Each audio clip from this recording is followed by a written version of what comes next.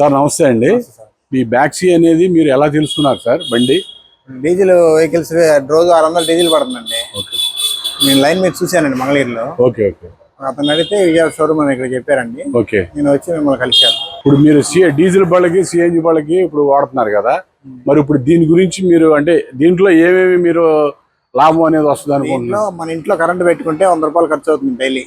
మనం 200 కిలోమీటర్స్ తిరగచ్చు అండి. ఓకే. 250 రేంజ్ ఇచ్చారు, 200 220 వస్తుందండి. ఇప్పుడు మీరు సిఎన్జి ఎంత కొట్టిస్తారు రోజు?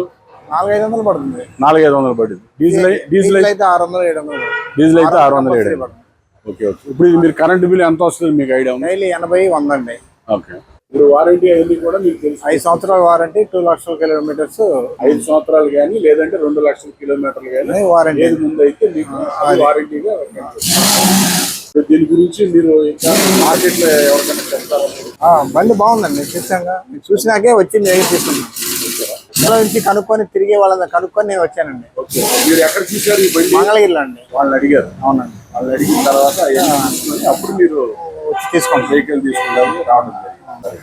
Thank you.